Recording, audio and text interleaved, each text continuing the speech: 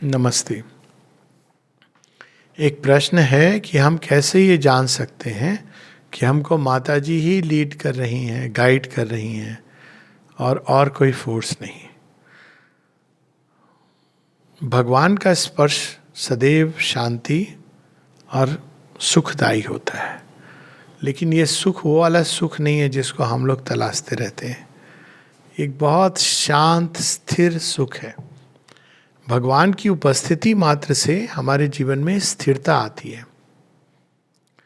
तो यदि हम जिस दिशा में हमको लग रहा है, गाइडेंस बहुत बड़ी बात है, लेकिन अगर हमको लग रहा है कि एक अंदर से गाइडेंस आ रही है और हम उसको पकड़ के चलना चाहते हैं, तो यदि हम उस पर चलते हैं, धीरे धीरे हमारे जीवन में एक स्थिरता, एक शांति, एक सब कुछ का सुंदर बनना, क्योंकि भगवान उसी दिशा में ले जाते हैं।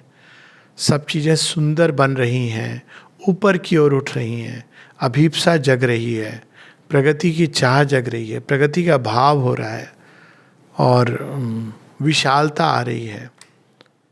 सेंस ऑफ यूनिटी और हार्मनी, सामंजस्य, इसका बोध बढ़ रहा है, एकत्व का बोध बढ़ रहा है। तो हमें जानना चाहिए कि ये सही दिशा है।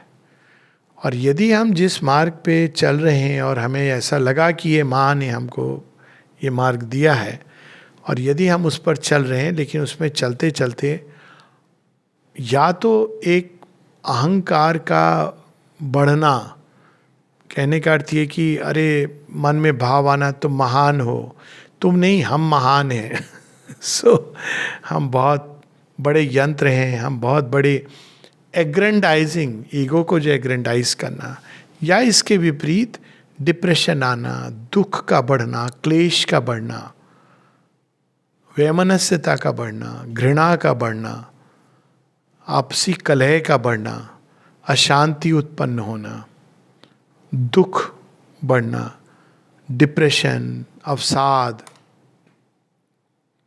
ये सब अगर आ रहा है तो ये भगवान नहीं, कोई और फोर्सेस हमको लीड कर रही है उस दिशा में। ये हमको स्पष्ट होना चाहिए। तो वो शुरू में वो कुछ भी दिखा सकती है, लेकिन जैसे जैसे हम आगे बढ़ेंगे ये चीज़ स्पष्ट होती जाएगी। तो फिर क्या करना चाहिए? अगर हमें पता चला कि हमने तो पथ चुन लिया जिस पर ये महाअंधकार है, बेस्ट तो ये कि अगर हम वापस कनेक्ट करें पूरी तरह, इसको स्पिरिचुअल लैंग्वेज में कहते हैं वेलिंग द प्रेजेंस। जिन्होंने भागवत उपस्थिति को अनुभव किया है वो वेल होने लगती है। पता चलता है कि आप ना वैसे कंसंट्रेट कर पा रहे हो, ना आप कांटेक्ट में आ पा रहे हो उस उपस्थिति के साथ जैसे अदरवाइज हुआ था। हालांकि बाहर से सक्सेस इस बात का कोई प्रमाण नहीं है। एक चीज माँ बड़ी स्पष्ट करती है, बाहर से सक्सेस पाना बिल्कुल प्रमाण नहीं है इस बात का कि भगवान हमको लीड कर रहे हैं। माँ कहती हैं कि यदि बाहरी सक्सेस को क्राइटेरिया बनाओगे, चांसेस ज़्यादा हैं कि तुम होस्टाइल फोर्सेस के ट्रैप में चले जाओगे, क्योंकि ये जगत अभी भगवान का अधिकृत जगत नहीं है। भगवान का अधिकृत जगत होता तो यहाँ तो भगवान की का राज्य होता, फिर तो कोई स्ट्रगल कुछ भी नहीं होती, सब कुछ सुंदर होता। लेकिन अभी ये भगवान का अधिकृत जगत नहीं है, और चूंकि वो भगवान का अधिकृत जगत नहीं है, इस पर अभी भी छाप है असुर की। कई ऐसी जगह हैं जहाँ पर उसका आधिपत्य है, लोअर वाइटल पे पूरा का पूरा उसका आधिपत्य है, जड़ तत्व के ऊपर। तो वो बिल्कुल विपरीत इल्यूजन क्रिएट कर सकता है। आसुरी माया इसी को कहते हैं, और इसको डिस्टिंग्विश करना बहुत कठिन होता है, क्योंकि पहली चीज असुर क्या करता है, हमारे जो डिसर्निंग माइंड है उसको वेल करता है।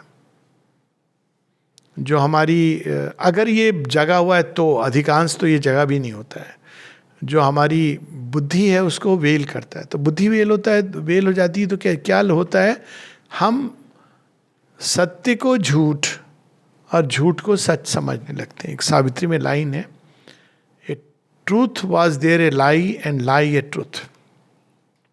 कभी कभी हम ट्रूथ के एक टुकड़े को पकड़कर उसको ट्विस्ट करके एक झूठ का संसार बना देते हैं, दोनों तरह से एग्रेंडाइज करके या बिल्कुल अपने को गड्ढे में डाल के। और दूसरी चीज वो असुर ये करता है, जब ये वेल हो जाता है तो हम अपनी हर चीज को जस्टिफाई करने लगते हैं। हमेशा उसका कारण कोई और होता है, बाहर का होता है। तो 2-3 चीजें एज ए सेफ्टी मेजर हमेशा रखनी चाहिए, ये जो लीडिंग और गाइडेंस की बात है। एक कॉन्स्टेंटली अपनी कॉन्शियसनेस को ऑब्जर्व करना चाहिए कि क्या इसमें शांति, स्थिरता, इनर जॉय, पीस आ रही है कि नहीं आ रही है। अगर नहीं आ रही है तो सचेत हो जाना चाहिए।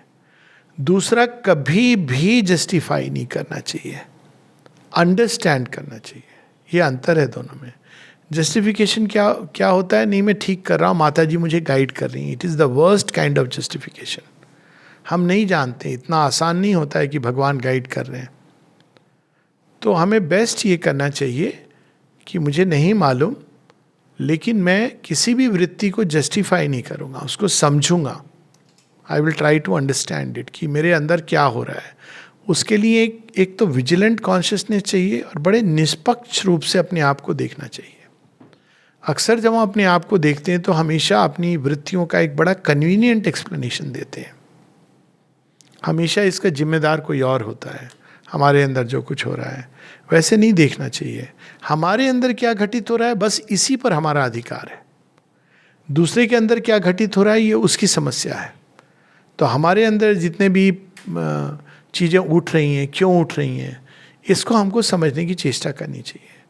और चूंकि किसी भी सिचुएशन में अनलेस हम एकदम क्लियर बढ़ जाए मदर के गाइडेंस के साथ साथ,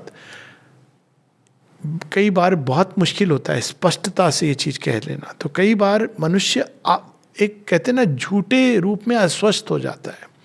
ये बड़ा भयानक होता है। मैं तो माँ से गाइडेड हो रहा हूँ, और जब वो बहुत अस्वस्थ हो जाता है उस समय ये फोर्सेस आक्रमण करती हैं। इनका खेल बहुत विकट होता है। ये आपको ऐसा प्रतीत करवाएंगी कि माँ गाइड कर रही हैं, आपको धीरे धीरे आपका विश्वास जीत लेंगी। आपके अंदर ये निश्चित आ जाएगा कि मुझे माँ गाइड कर रही है। और अनलेस कोई रियली सधा हुआ योगी है जिसने कई वर्षों, इस हिंदी में एक उसकी कहावत की, जिसने बहुत पापड़ बेले हैं। इसीलिए माँ श्री अरविंद कहते हैं, because we have experienced everything and the mother 10 times more, therefore we can guide you. जब तक ये नहीं किया है तब तक हमें इस दिशा में अगर हम जाएं कि मुझे माँ गाइड कर रही हैं, उसकी जगह हमें ये कहना चाहिए, हे प्रभु, इस समय जो मुझे सबसे उत्तम लग रहा है मेरी सीमित चेतना में, वो ये है, मैं ये कर रहा हूँ। अच्छे भाव से करना चाहिए, हमेशा सुंदर भाव से, शुद्ध भाव से, और भाव को शुद्ध बनाते रहना चाहिए। और प्रे करना चाहिए कि ये और शुद्ध बने, सुंदर बने। कोई भी वृत्त, कोई भी गति है, और फिर उसको भगवान के हाथों में सौंप के कहना चाहिए, मेरी बुद्धि की सीमा है, आप असीम हो। मेरी समझ की सीमा है, आप असीम हो। मेरे कृत्य की सीमा है, आप असीम हो। तो जब हम इस तरह से बढ़ते जाते हैं तो हमको फिर इसकी चिंता नहीं होती कि हमको वास्तव में गाइडेंस मिल रही है कि नहीं मिल रही है। चूंकि वो चीज़ भगवान से जुड़ती चली जाती है तो भगवान क्या करते हैं, हर चीज में रास्ता निकाल देते हैं। तो अब यहाँ गाइडेंस का एक नया रूप प्रकट होता है। गाइडेंस क्या है? नॉर्मली हम समझते हैं कि गाइडेंस है जो हमको सुरक्षित पथ से ले जाता है, हमारे जीवन में कोई समस्या नहीं होगी। अब देखिए विडंबना, अर्जुन के पास तो सीधा सीधा डायरेक्ट श्री कृष्ण बैठे थे ना उनके साथ। कौन, और श्री कृष्ण ईश्वर हैं इसके बारे में मतलब कोई भी आप पथ चुन लीजिए, इट इज अंडरस्टूड। आप देखिए उनके जीवन में अर्जुन किस पथ से गए, कहाँ कहाँ महाभारत, पुत्र का खोना, क्या क्या नहीं हुआ।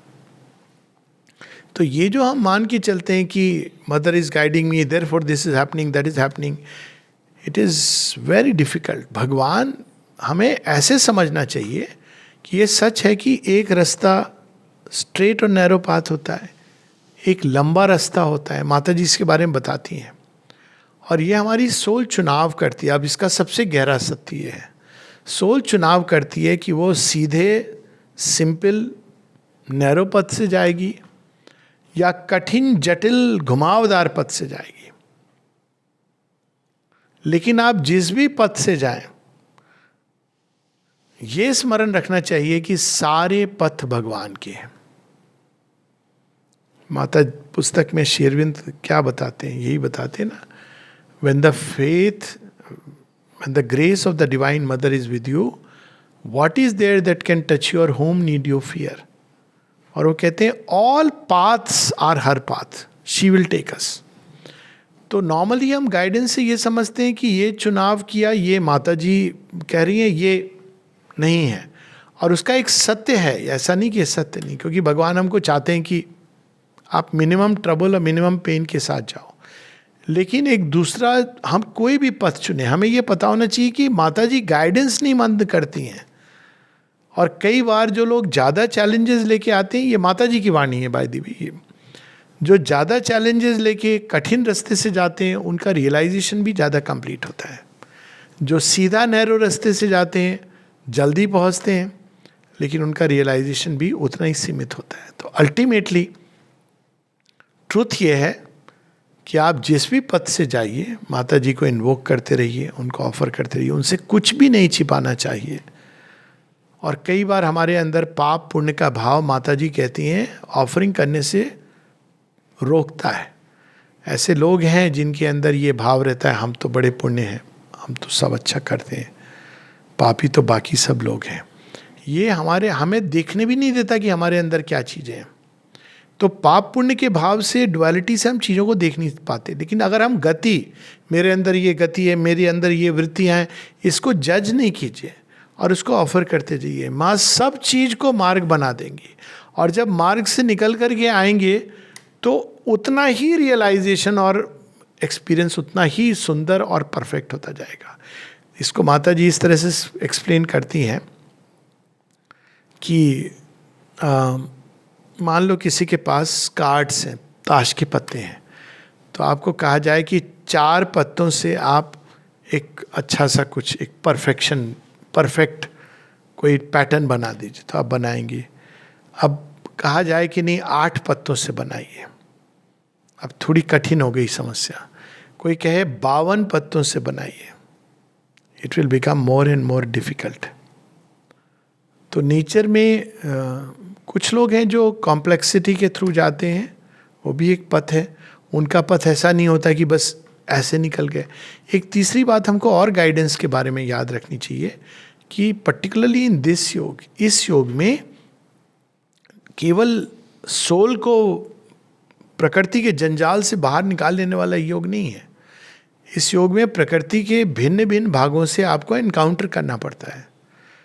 तो जब आप किसी ऐसे भाग को एनकाउंटर करते हो जो सब कॉन्शियस से जुड़ा हुआ है, जो अंधकार में भाग है, तो आपकी जो अवस्था होगी वो बिल्कुल डिफरेंट होगी। और उस समय व्यक्ति ये सोच सकता है कि हमें भगवान ने अबैंडन कर दिया। आप श्री अरविंद के पत्र देखोगे, श्री अरविंद ऐसा साधक लिखते हैं कि बहुत डल प्रतीत हो रहा है, बहुत लग रहा है किसी चीज़ की इच्छा नहीं है। श्री अरविंद कहते हैं, it is the case with most of the sadhaks now because the sadhana is descended into the physical consciousness. पढ़ा होगा ना ये पत्र। जब जड़ तत्व में चली जाती है, योग चला जाता है, तो प्रतीत होता है, क्योंकि वो मीडियम ऐसा है जिसके ऊपर काम हो रहा है। सब कॉन्शियस में जाएगा तो रिफ्यूजी इंस्टिंक्ट्स वो बाहर आएंगी। तो अगर आप इसको जज करना कि ये कुछ लोगों को लगता है कि नहीं हमारे अंदर सारा एकदम क्लीन स्लेट है, मतलब उन्होंने एक्चुअली परहैप्स प्रारंभ ही नहीं की है रियल सेंस में योग को। तो ये अब ये देखिए दुधारी तलवार है, इसको जो कहा है ना शूरज से धारा, आप इसी सत्य को जस्टिफाई करने के लिए यूज़ कर सकते हो, लेकिन इसी सत्य को अपनी चीज़ों को समझने के लिए उपयोग कर सकते हो। तो बेस्ट यही है कि कभी जस्टिफाई नहीं करना, लेकिन जो भी वृत्तियाँ उठती हैं, प्रकृति जिस राह से ले जाती है, बाहर में जो भी दृश्य आते हैं, अच्छे दृश्य, भयानक दृश्य, विभत्स दृश्य, सुंदर दृश्य जो भी आते हैं, सुंदर दृश्य भी कई बार एक अलग प्रकार का इल्यूजन होते हैं। तो उन सब को ऑफर करते जाना और भगवान से यही प्रार्थना करते जाना कि इन सब जगह पर तुम्हारा आधिपत्य हो, तुम्हारा साम्राज्य स्थापित हो। इवन ब्यूटिफुल क्या कहा जाए दृश्य, circumstances, situations can be an आसुरिक illusion. Jalandhar की वो स्टोरी पता है ना, वो माता पार्वती को वो एक ऐसा इल्यूजन क्रिएट करता है कि वो कैलाश पर्वत जैसा लगता है. केवल एक अंतर है, वहाँ शिव नहीं है. तो बहुत कोशिश करता है शिव को क्रिएट करने की, you can not create it. तो क्राइटेरिया अल्टीमेटली यही होता है कि आप भगवान से कांटेक्ट कर पा रहे हो कि नहीं. आप फिजिकल कॉन्शियसनेस में अगर आओगे तो नहीं कर पाओगे, इट्स नॉट ईजी. तो क्या करना है हमें, हमको कॉन्स्टेंटली ऑफर करते जाना है. तो इट्स लाइक दिस कि दरवाज़ा बंद है, अब आप तो नहीं दरवाजे को उधर पार खोल पा रहे हो, या लेकिन उस पार में जो है वो जानता है, क्योंकि वो वननेस में जीता है, द डिवाइन. तो उनको जब हम कांटेक्ट करते रहते हैं तो वो ही टेक्स केयर. वो कहते कोई बात नहीं, तुम्हें ऐसा प्रतीत हो रहा है but I am there also. लेकिन ये तभी संभव है यदि हमने जीवन में इस चीज को अपना नियम बना लिया है कि हम हर चीज भगवान को ऑफर करते जाएंगे. लास्ट मिनट में अचानक कोई चीज आ रही तब हम बोले कि माँ की guidance is become very difficult. अगर हमने जीवन इस तरह से हम जी रहे हैं कि ये माँ का है, हर चीज को हम देते जा रहे हैं, स्मरण कर रहे हैं, समर्पण कर रहे हैं, तब ये संभव होता है. नहीं तो विस्मित हो जाता है व्यक्ति. बहुत कठिन होता है कई बार एक जीवन में से निकल अल्टीमेटली. और दूसरी चीज जो सबसे इंपॉर्टेंट है, कुछ भी कहीं चले जा रहे हो आप, लेकिन अपने लक्ष्य से कभी मत, लक्ष्य को विस्मृत कभी नहीं करना. Most important is never forget the goal, that is विनाश. अगर आपको लक्ष्य पता है, सोचिए आप मेले में खो गए, हुआ है ना हम सबके पास साथ कभी कभी, मतलब जीवन के मेले नहीं, कहीं खो गए, सड़क पे खो गए, तो आप क्या करते हो? आप बोलते हो कि भैया हमको यहाँ जाना है.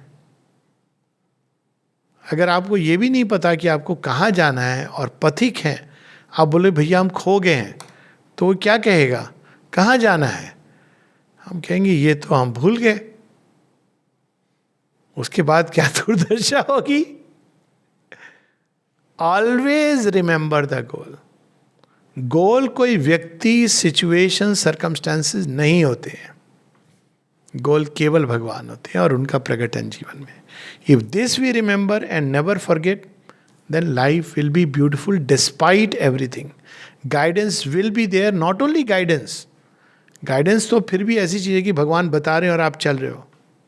यदि हम इस भाव से चलते हैं कि माँ ये जीवन तुम्हारा है और तुम ही पथिक हो, तुम ही लक्ष्य हो, तो माँ गाइड नहीं करती हैं, न कंडेम करती है, न जज करती हैं. वो कहती चल अब तू इतना जब तू कर रहा है तो मैं तुझे गोदी में लेके चलूंगी. शी कैरीज अस, कैरी करके ले जाएंगी. दिखाई देगा भयानक दृश्य हो, but she is carrying us, क्योंकि वो पथ तो जो जिससे हमारी डेस्टिनी है, जिससे जाना है, आपको जाना है, बट वो हमको कैरी करके ले जाएंगी. तो वो जो कहानी है कि जब व्यक्ति जा रहा है, सब अच्छा है, तो कहता है कि भगवान तुम मेरे साथ थे, 2 पद चिन्ह है. और जब मैं, ये कहानी माँ ने भी कोट की है, लेकिन जब मेरे जीवन में सबसे कठिन घड़ी थी, आप कहाँ थे? क्यों? मैंने देखा काल खंडों में, तो वहां देख रहा हूं कि जब मेरी जीवन की सबसे कठिन घड़ी थी, वहां एक ही पद चिन्ह है. कहाँ थे आप? भगवान कहते ध्यान से देखो, मेरे पद चिन्ह है. तुझे तो मैं गोद में लेके जा रहा था बच्चे. तो इस भाव से जीवन जीना चाहिए. गाइडेंस के ऊपर भी कोई चीज है, और वो है पूर्ण समर्पण, सच्चा समर्पण. और फिर माँ हमारी यात्रा को अपनी यात्रा बना लेती है. और जब माँ अपनी यात्रा बना लेती हैं, गाइडेंस में दूरी है. मैं बताऊंगी, तुम करो. कौन माँ ऐसा करती है? कुछ देर करती है, कहती है ऐसे करो, लेकिन माँ की नजर हमेशा होती है सही कर रहा है कि नहीं कर रहा है. मास्टर जी ऐसा करते हैं, जो गुरु का जो टिपिकल है, गुरु शिष्य, उसमें ये होता है, जाओ कल ये पाठ करके लाना, गाइडेंस. अब बच्चे ने नहीं किया तो फेल हो गया, गुरु को क्या फर्क पड़ता है? माँ ऐसा नहीं करती है.